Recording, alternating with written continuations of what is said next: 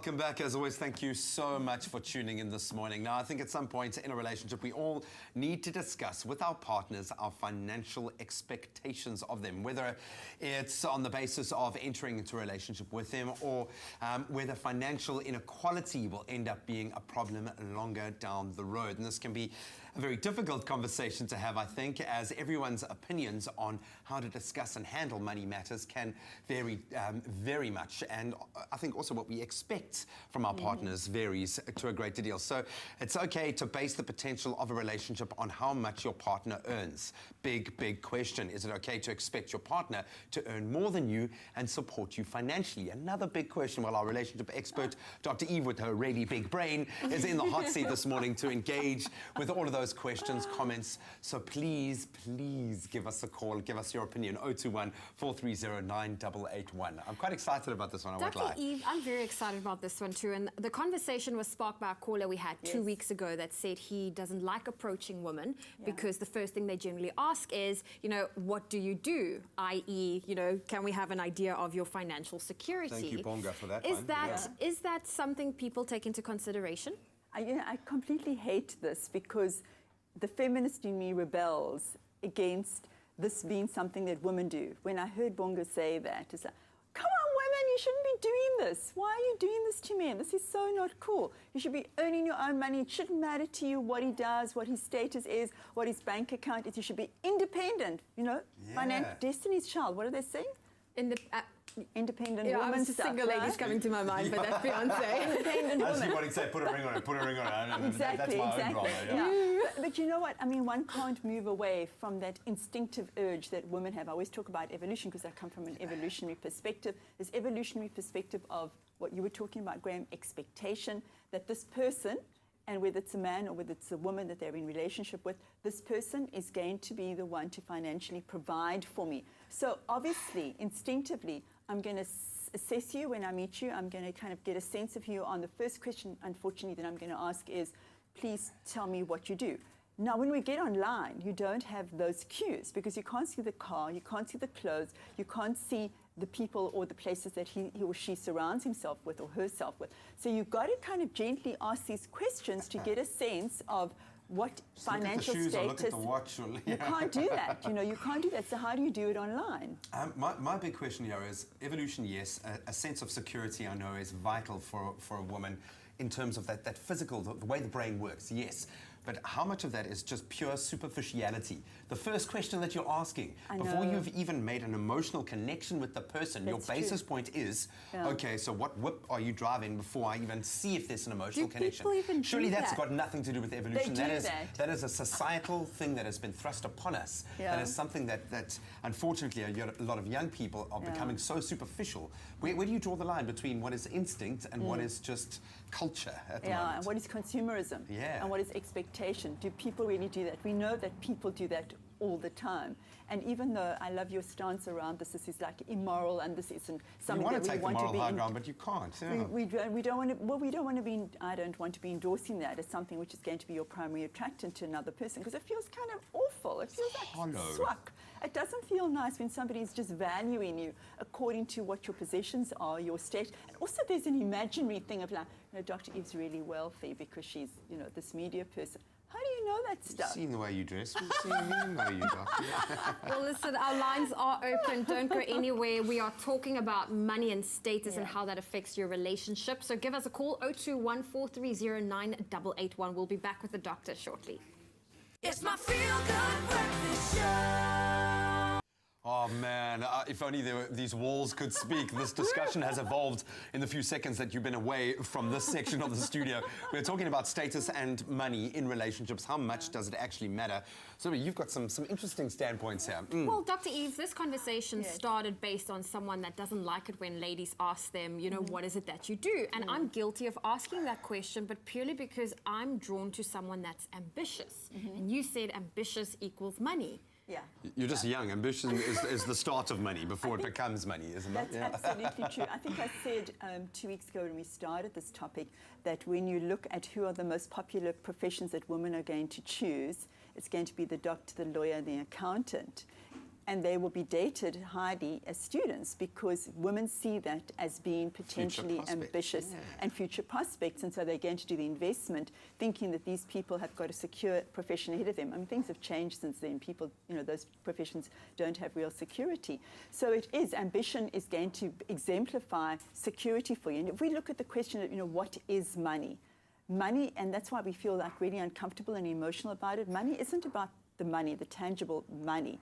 It's really about control and self-esteem and Strength of security. character. Security, what it stands for. So it's about control and self-esteem and security. And when we don't, and love. It's like, if you pay for me, that means that you love me. People equate a lot of that with how much do you love me. It depends on how much you're going to spend on me or how much you're going to sacrifice financially for me. So there's a huge investment in couples around what do we do with this thing called money. And for most of us, we come with a history of what money has been like in our own families, and we bring that into a relationship. And it really can be quite perverse in challenging couples. And it's a two-way street here. It's not just women who have this expectation, but men they perpetuate this by using money as a currency within relationships. I hate that. I agree. Can I spice this up just a little bit? Kat raised a brilliant point. I'm generalizing it, please. So if women are guilty of attaching bank balance to their relationship status and what they find attractive, are men guilty of attaching beauty then in the same way? Is this the same superficial level that we're playing on? Yeah, again, here we come to the evolutionary thing about what is it that men instinctively are drawn to. They're going to be drawn to youth and to the certain ratio of hip to waist ratio and the certain size beauty, because why? Because it's an expectation. Did you just say beauty? Yeah, the larger the better. The way you say it, Dr. Eve. sorry. It's part of my Zumba thing, shape of beauty. So there is the expectation, because that will signify health in a woman. And that means she's going to be able to bear children. So instinctively, he's going to be drawn to younger women because there is an ability to perpetuate his progeny. So he's not going to look at older women. So older women like me, we just become invisible because we can't bear children any longer. But there is that. It is superficial at a level, but I don't think we should knock it because we shouldn't feel guilty about having that instinctive draw to it. But then you want to be mindful and say, okay, I recognize this, and let me stand back and say, is this somebody that I really feel are going to fulfill my needs, is going to have common values with me? But we cannot deny how important money is for all of us because of the fear, the enormous fear and anxiety we have attached. We're scared to get it, we're scared to lose it. And then we have an enormous amount of disappointment around not meeting my lifestyle expectations. All right, so okay, we're going to leave it there. You can ponder that, some massive food for thought. We're going to take a very quick break. The lines are open, 02143098881. Please give us a call. It's my feel-good breakfast show. Welcome back. You're live with Expresso as we chat about relationships and status within that context. Yes. How important is money in a relationship? Well, Dr. Eve, I actually want to tap into the blessed culture or the sugar daddy, like that culture that's there.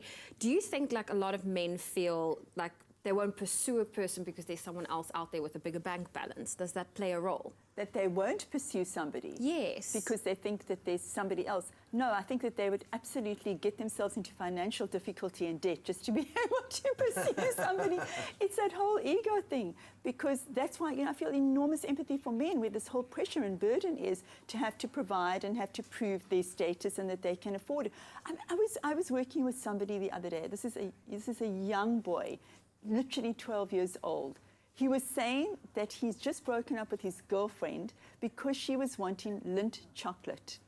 And he was going to go to the bank and ask for a loan to be able to provide Lindt chocolate for his girlfriend, others she was going to leave him. Smarties not be good enough anymore. Exactly. That is okay, terrible. so here we are. We're looking at how it perpetuates a system and the pressure on this young boy of 12 years old. And she was asking, bless me with Lindt chocolate. Oh, man, that's rough. We've got a caller on the line, Keneil Ware from Cape Town. Hello.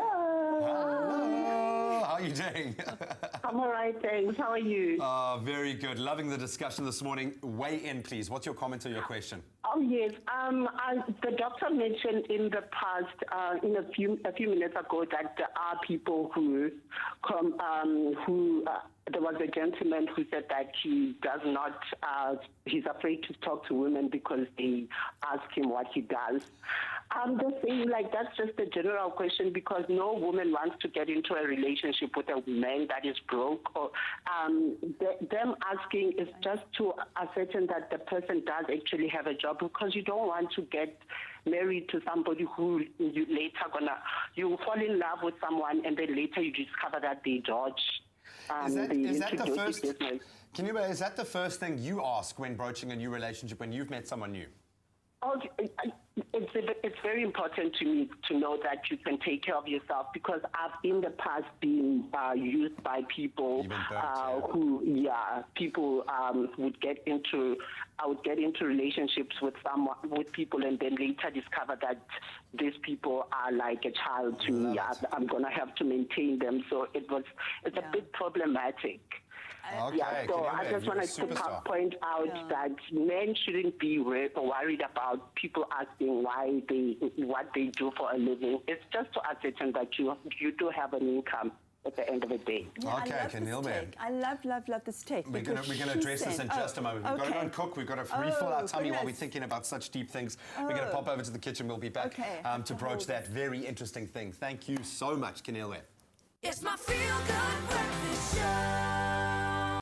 So we're back with Dr. Eve. We're going to pick up where we left off with Kenilwe's comments. And one thing that I think stood out for all of us, the fact that she said that, yes, it's okay to ask a man what he does because she wants to know that he can take care of himself. Not necessarily you as a blesser, but himself. Yeah. Love that. That is a woman who just is independent and knows how to stand her ground and is saying, I'm not going to be taking care of you. I don't expect you to take care of me. Yeah. Sure, what a relief for the guy, but you've got to take care of yourself. And she was saying she's had a few experiences where men walk into her life and think that she's going to take care of them, or they misrepresent themselves. So, I mean, I think it's a great question. Now, how do you know that this guy is what he says he is? How do you actually suss it out in the beginning of a relationship? And then also things change during the course of a relationship where somebody's going to lose their money. What do you do in that circumstance as well? You know, there's so many different issues around this money thing. Yeah. Does the love go out the window when the money goes out the door? Makes you stronger. Makes you stronger. Dr. Eve, we have another caller on the line. So, Petle, good morning. Morning. How are you? Very well, Good, thank you. man. I believe you have a very interesting view on our conversation today. Yes, ma'am. What is it? I always try to associate other human beings to other mammals. And me watching National Geographic or studying animals, I find something very interesting. And I dislike the comments or whatever statements that women love money. Women don't really love money, but they love power. Power gives women survival. We all want to survive. So when a woman loves a man with money, it's not really her loving money, it's her loving power. And power means instinct. She wants to survive. It's natural instinct. Dude, I love that. Thank you for breaking it down to a base point. Are we slaves to our instinct? Are we just So it's animals? never about money, but self-esteem? Power. That's what I said earlier on. But you know what I'm thinking over here is that there is a reality that there is disequity between men and women. And women do not yet earn as much as what men do. So we still are we think we're still pretty dependent on men to be able to be more powerful and more enriched. And therefore, you know, the solution to that obviously is to bring more equity in so that women feel more powerful on their own without having to depend and get into these wonderful equitable relationships. It doesn't mean you have to earn cent by cent or dollar for dollar. It just means that you have to recognize that I have power to, through whatever it is that I'm bringing into this relationship. It doesn't have to be money. I think, you know, housewives, mothers who stay home, my goodness, they enrich those relationships. That's their richness they bring. Doc, we could chat about this all week, I think. Thank you so much to all of our callers, anyone who's posted questions on Facebook. We're going to continue this discussion. I think we might return to this one in a week or two. Dr. Eve, you're a genius. Thank you so much, and thank you again to our callers.